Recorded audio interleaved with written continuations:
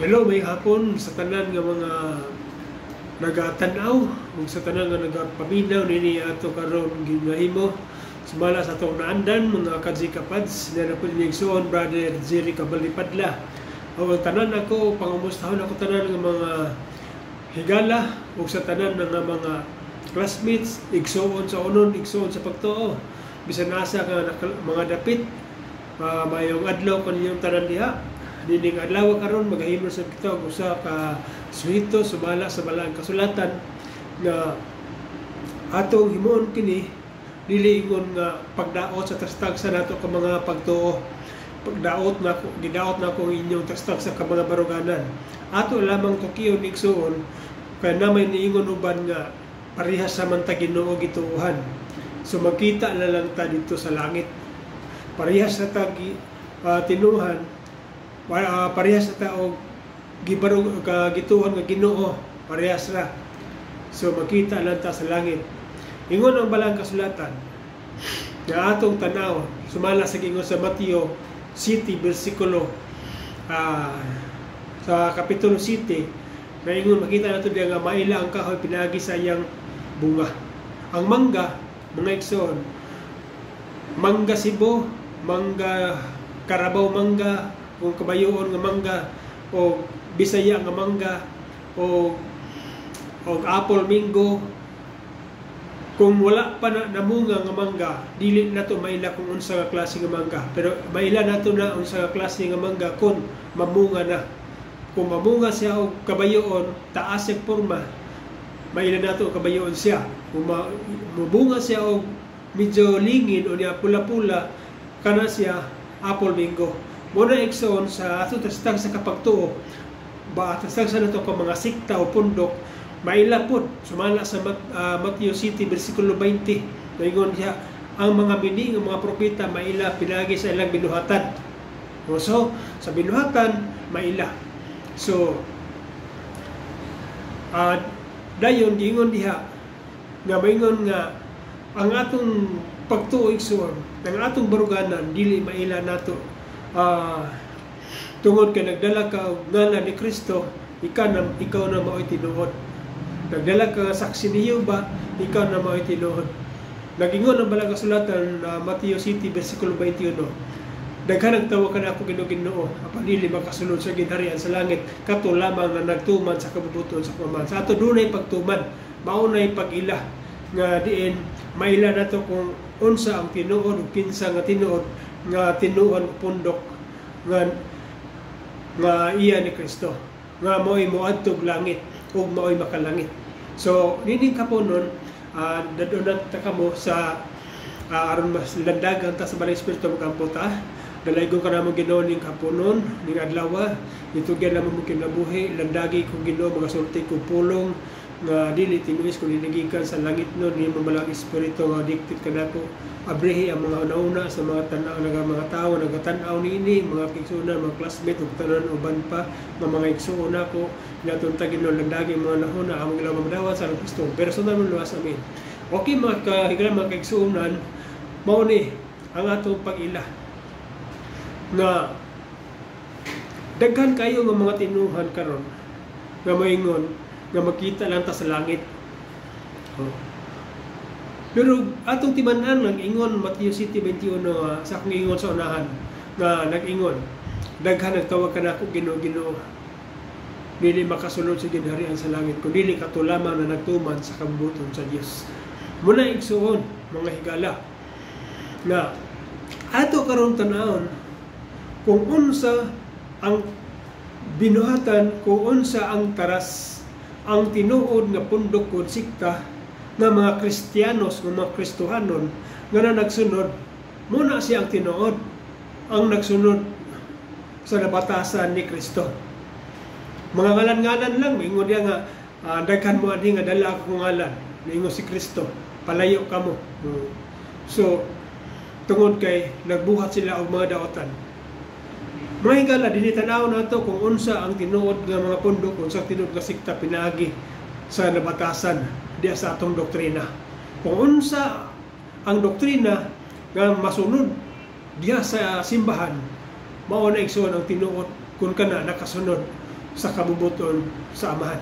Mao ni ang pagsunod igsoon nga una tukiyo nato ang taras diha sa atong iglesia sa matag pundok o sikta igsoon atong subayon nga nag-ingon ang balaan kasulatan.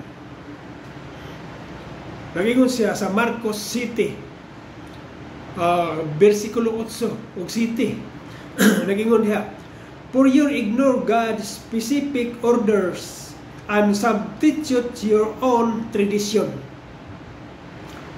Ato kagibiyaan ninyo ang mga sugo sa Dios o gibatunan ninyo ang mga ikabilin-bilin nga mga sugilanon nga hinimo lamang og mga tao. Sa ato klaro kayo nga matag sikta o pundok dunay ingon ani nga mga tradisyon. Tradisyon lamang, dili tradisyon nga iya ni Kristo, kundi mga tinumutumo nga binuhat og tao. Tanaw na to kung unsa ni ang tinumutumo. Dunay duha karon ka pundok tibuok kalibutan. Pila ka mga pila ka libo nga mga sikta nga sa mga Christian karon. Na miingon uban 40,000 kapin, na miingon uban 22,000 kapin o niya nga mga puntuha duhara ang dautan o ang matarong duha lang o diha sa duha ang nagsunod o wala nagsunod sa kabubuton sa Ginoo mao na siya ang nagsunod, ang matarong o ang wala nagsunod mao na siya ang dautan. Muna igsoon. So karon nag-ingon nila ang balaan kasulatan, tradisyon. Nag-ingon din sa atong tan-aw ni ang duha karon nga mga gisunod sa mga pundo karon sigara Sabado ra ug Domingo. Tan-aw nato tanan nga mga sikta karon Domingo ra ug Sabado. Sabadista o Domingista. Mao ni nga ato karon susihon kung unsa ang tinuod sumala sa giingon sa balaan kasulatan. Tanaw na to ni ang Domingo kung unsa ni siya. Kung iya ba ni sa Ginoo, kung naa ba ni mabasa sa Biblia nga ang Domingo iya ba ni sa Ginoo? Sumala sa giingon sa libro sa Katoliko Romano. Giingon dia sa Confession of Catholic Church. Libro ni sa mga Romano Katoliko. Dili ni kung naay inyo i-search ninyo, tanawan ninyo diha. Confession of Catholic Church, D.B. Ray, The Papal Controversy, 1892, page 179. Tanawon ninyo diha mga igsoon. Unsa giingon dinhi? From this same Roman Catholic Church, you have accepted your Sunday, and that Sunday as the Lord's Day. She has handed down as a tradition, and thus entire Protestant world has accepted it has tradition. Nagpamatuod na sa balang kasulatan sumalas nito dunay mga tradisyon nga hinimo lamang tao. So ang Domingo igsoon diay tradisyon ni sa Roman Catholic. Sa ato pa dili ni iya sa Dios. Tanaw na to karon kung unsa ang adlaw ng iya sa Dios. Matod pa dinhi nga gingon sa lain na pud nga libro, gingon sa libro sa Catholic lang gyapon, sa Roman Catholic nga libro, gingon sa Bishop Seymour. Article 12. Why we keep Sunday? Ingon niya. Why we keep Sunday? Kung naamoy ko i-search ninyo so dili niya ako pagtimo-tumo. Ingon sa dini, we have made the change from the 7th day to first day. Sa ato pa ato kining gihimo pag-usab ang ikapitong adlaw ngadto sa unang adlaw. From Saturday to Sunday. Gikan sa Saturday kun Sabado ngadto sa Domingo. Sa ato pa nganong giusab diay ang Saturday dugay mo gini ang pinakauna giusab. Ingon na niya on the authority of the Holy Catholic Church. Muna pagbuot sa balaan nga Katoliko nga simbahan. Muna giingon sa ilang libro. So giangkon sa ilang libro nga giusab. Unsa pagyud giingon diri na pag libro nag-ingon The Convert Catechism o Catholic Doctrine. Unsa giingon dinhi? Dunay pangutana tanaw i-search gyapon ninyo igsoon. Kini libro gyapon sa Roman Catholic. Yung sila, why do we observe Sunday instead of Sabbath? Answer, isa giingon. Because the Catholic Church transferred the solemnity from Saturday to Sunday. Ingon ay ang Katoliko nga simbahan maoy nag-transfer sa solemni pagkabalaanon nga Saturday o Sabado ngadto sa Sunday. Dili na kay ang adlaw nga Sabado gi-transfer sa Domingo, kundi gikuhaan pagyud ang Saturday sa solemnity o pagkabalaanon gi-transfer apil dito sa Domingo. Sa to klaro kayo nga kini mga libroha nag-angkon og ang Domingo ang gikan sa Sabado di ay mo ni ang pinaka source nganong kay gibalhin man. Gibalhin tanaw na to unsa po ni ang Saturday karon. Ingon dia napag-ingon ni i-search niyo sa Wikipedia, Bible Encyclopedia kung Encyclopedia Britannica. Dagan dia makita ninyo dinhi sa Sunday Wikipedia Civil Decree. Kinsa ang nag-decree? Kinsa ang nag-implement ini igsoon nga Domingo? Kanato on 7 March 321 Constantine I, Rome's first Christian emperor, decreed that Sunday would be observed as the Roman day of rest on the venerable day of the sun. Let the magistrates and people residing in cities rest and let all workshop be closed. Kung sa gingon niya nga gingon dinhi nga si Constantine di ay mao'y nag-decree.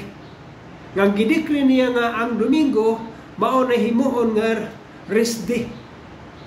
So kung dili ka mo sugot ani, dili ka mo supak ka, patiyong ka kung dili ka mo sunod nga Domingo ang himuon. Nga naman venerable sun, the venerable day of the sun, kaning sun ba nga sun nga adlaw muni ginasimba sa mga pagano. Sun gibutangan na ng adlaw sa mga adlaw mo na nahimong Domingo. Pero atong gikuan nga kining Sunday gikan ni sa adlaw, gikan sa pagano nga gidala ni Constantine. Mo ni mga kahigalaan ang kamaturan nga ginasunod karon sa mga uban nga mga sikta o pundok. Mao ni mga Domingista nagsunod sila sa implementation sa Pangulo nga mao Papa sa Roma. Unsa giingon ni Thomas Enright, CSSR President, usa ni siya ka media outlet sa Roman Catholic.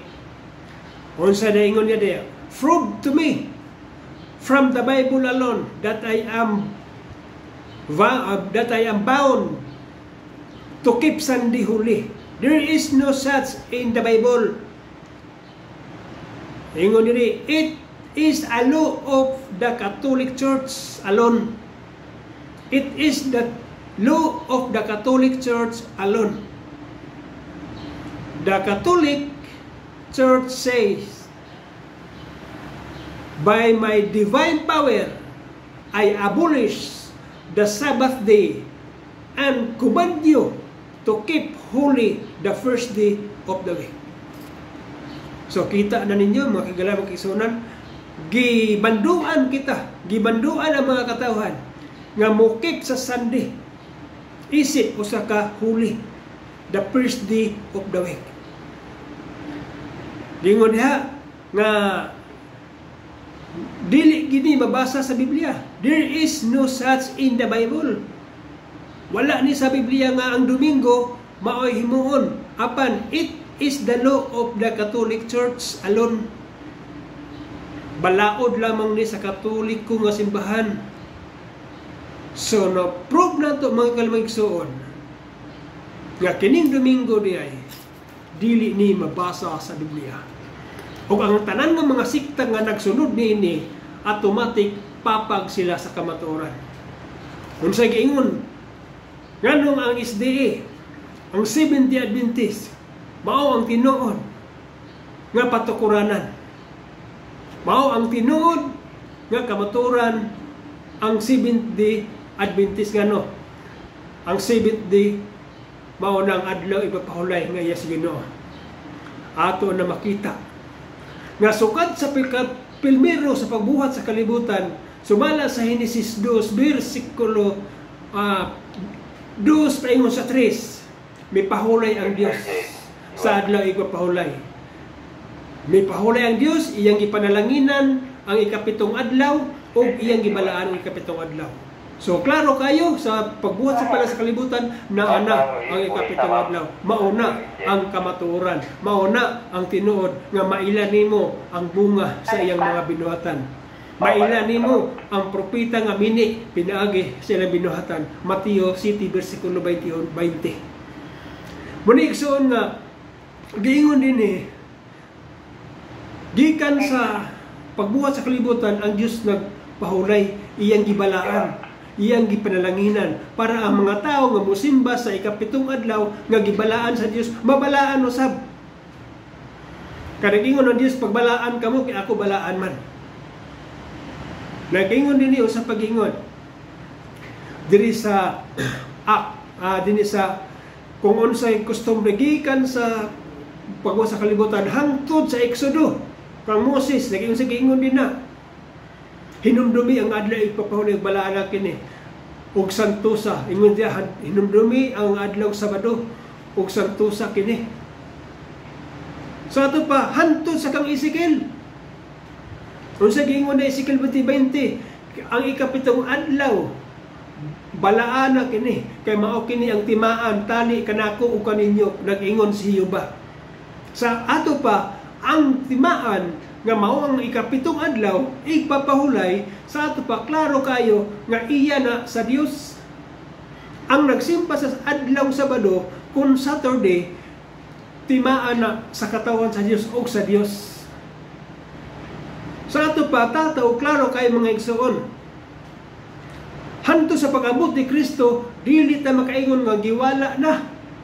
Kay mismo si Kristo unsay giingon ni Kristo. Unsay mabasa nato sa Balang Kasulatan. Kini nga Biblia igsoon, makita ninyo ni basahon ninyo sa The Living Bible. Basahan ninyo na The Living Bible translation. Unsay sa Lucas 4:16.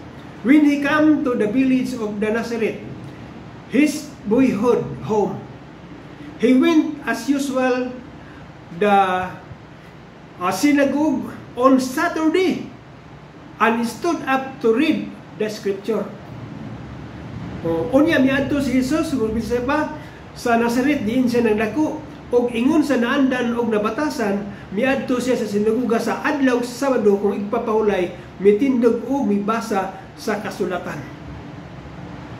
Sa ato pa sa Saturday dunay mo gyapon ang gipadayon ni Kristo. Sa ato dili ta maingon nga giwala wala na ang paggiwala na sa mga Roman Catholic. Sila rin nagwala na sumala sa atong gibasa kaganina nga giwala na ilang giilisan. Klaro ka nga giilisan o ilang libro mismo nato mabasa o katong mga denomination o katong uban nga mga sikta o pundok uban nga nagsunod sa adlaw Domingo.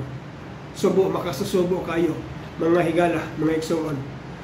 Nga matod pa diri naabay sa Lucas 4:16 naabay pagsimba niya Nga nagmensahe naman si Kristo. Unsay giingon sa Marcos 1:21. Ingon sa dinhi, the Living Bible gyapon. Jesus and his companion. Isa ni companion niya mga apostoles. Ingon sa Jesus and companion now arrived at the town of Capernaum, and on Saturday morning went into the Jewish place of worship, the synagogue where he preached. Saturday, unsa ang place of worship, unsa di ang synagogue, place of worship. Di nagsimba ang mga Jewish. Unya miadto si Kristo.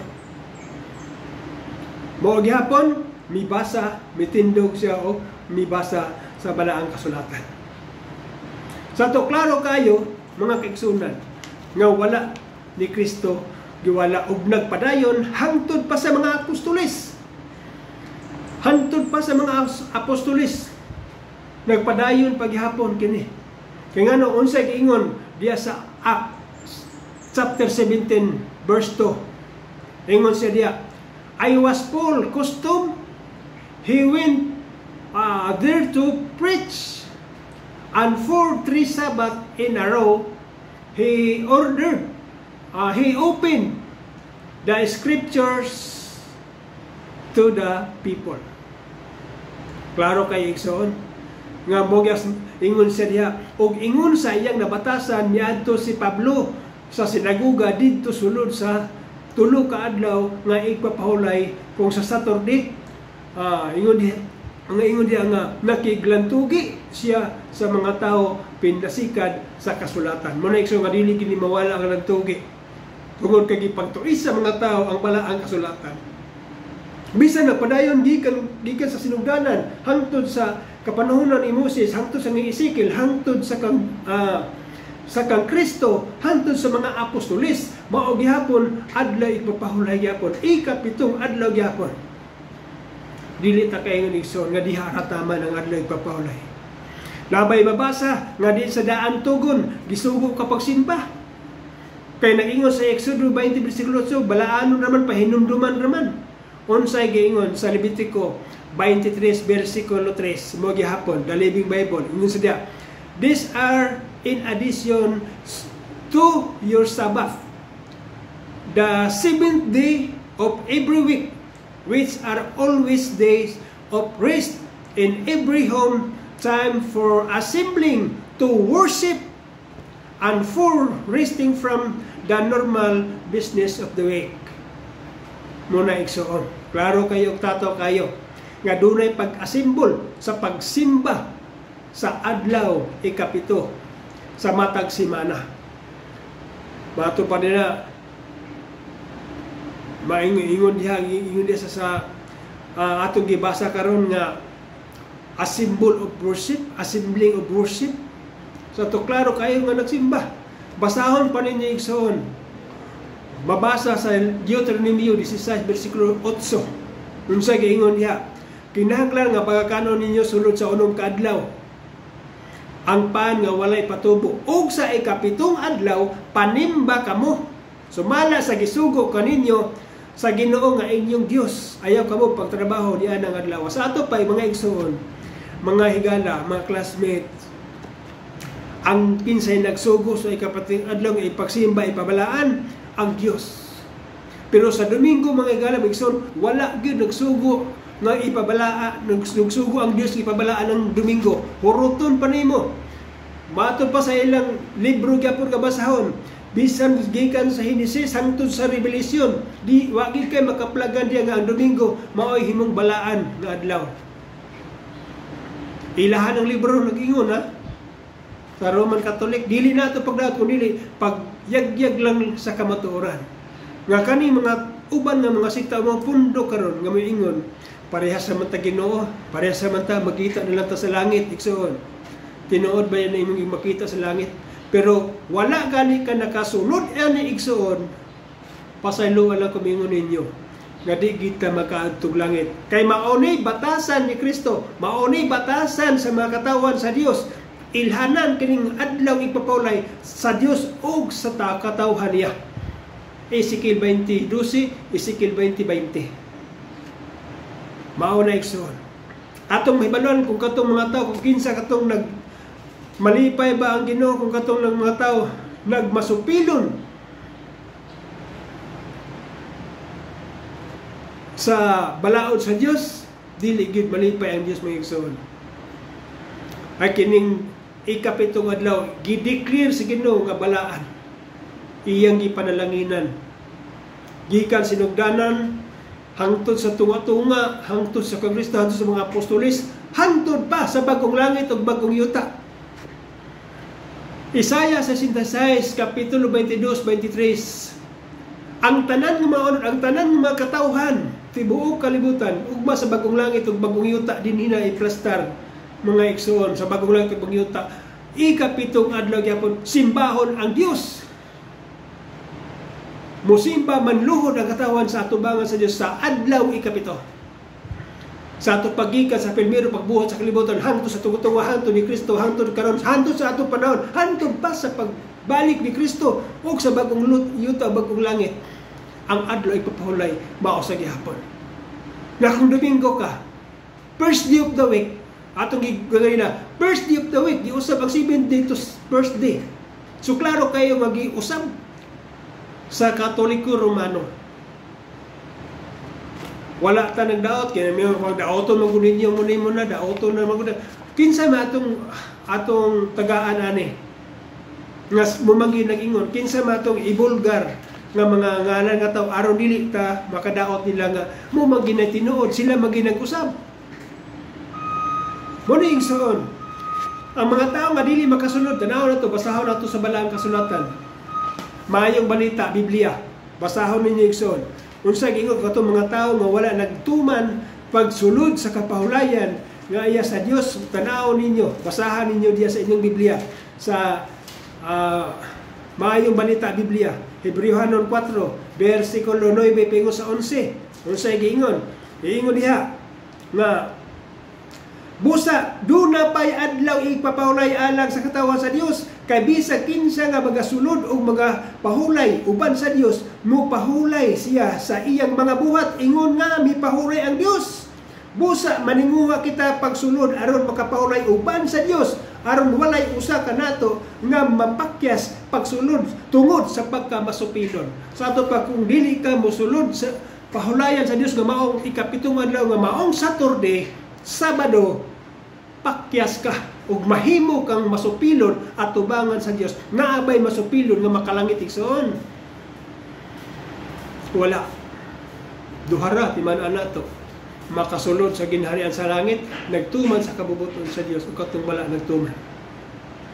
Mao ni ang atong hinumduman nga di ay ang atong pagtuo o atong pag-alagad ibis nato sa balaang kasulatan o ibis nato sa doktrina nga iya ni Kristo, dili iya sa binuhat laban og tao. Maigsoon, magigalaan, dili lang tata matandog o ma-open sa atong tagsa ka mga tinuhan ka maugid na siya tinuod o igo lang ko nagpadayag sumala sa mabasa sa balaang kasulatan o sa mga referensya nga atong gipangbasa karon. Hinaot ang Ginoong Dios, magapanalangin ka natong tanan o bye-bye.